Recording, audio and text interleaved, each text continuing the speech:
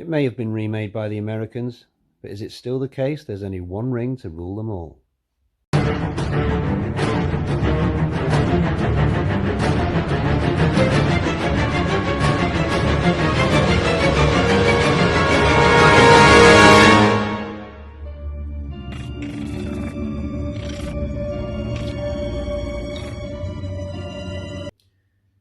Hello, this is my review for Ring, or Ringu as it's known in Japan. Sounds a bit like Pingu, but I guarantee you it's not.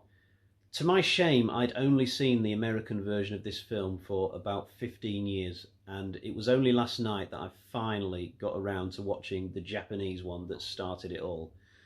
I will give you a quick synopsis of the plot, but I'm going to make this extremely brief because this is a story that you should try and discover as much of for yourself. So very basic gist. There's this videotape, and if you watch it, you die 7 days later. And there's this news reporter called Riku who hears about this local legend doing the rounds and would probably normally not give it much credence, but there are a few teenagers who are sort of showing up dead in mysterious circumstances with their hearts have just stopped and they've got facial expressions like this. So Riku kind of thinks, oh, maybe there is something in this myth that's going around after all. So she sets out to investigate, and what I've told you just there is literally just scratching the surface of this plot. It's quite a long plot. It's a long story. They try and cram in a lot in the sort of 95 minutes that the film runs for.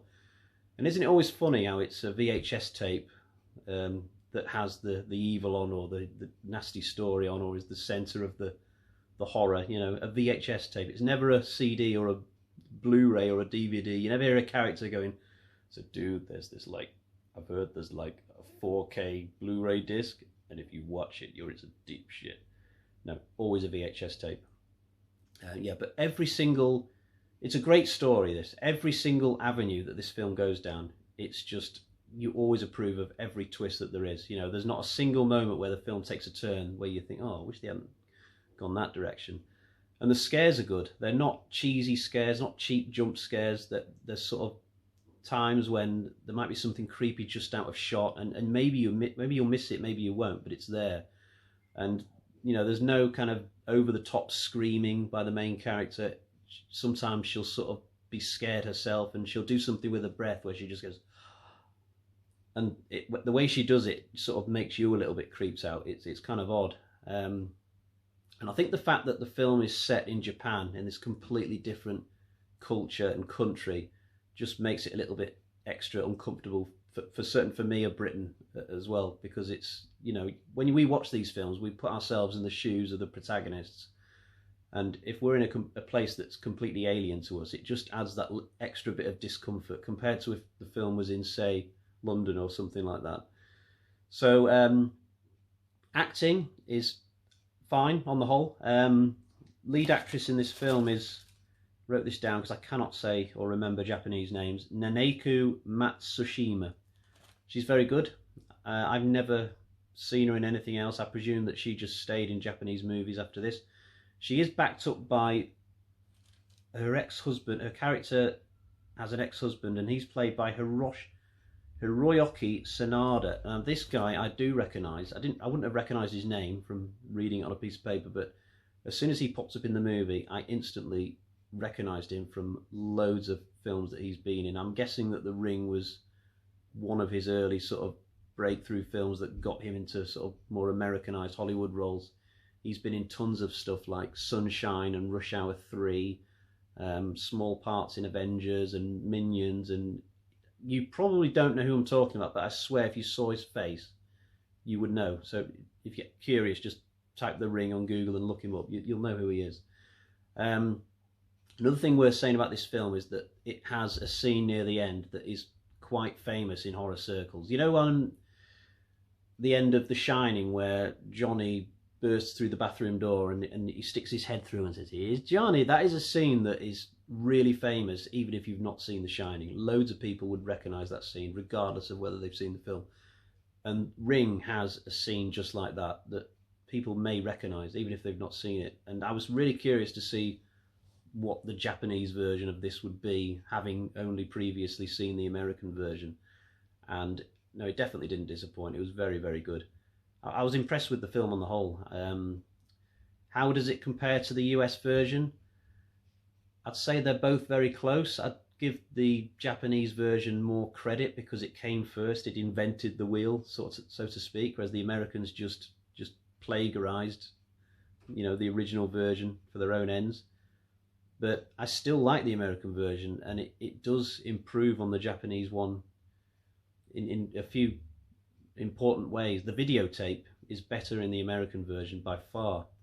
The beginning is better in the American version. I probably prefer Naomi Watts, who was in the American version. I probably prefer her as a lead actress to the actress in Ringu, to give it its Japanese name. Although some of that might be the fact that being British, I'm sort of, the American version would feel like more my natural version to watch, if you know what I mean. But overall, I wouldn't say there's too much difference in quality. They've both got the pros, and both of them have very few cons.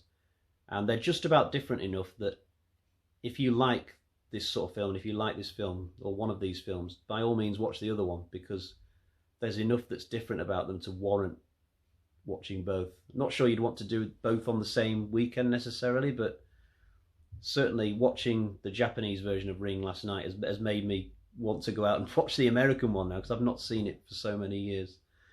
In terms of sequels, the American side of things is much easier to get your head around if you're the sort of person who watches one good film and then wants to check out the follow-ups.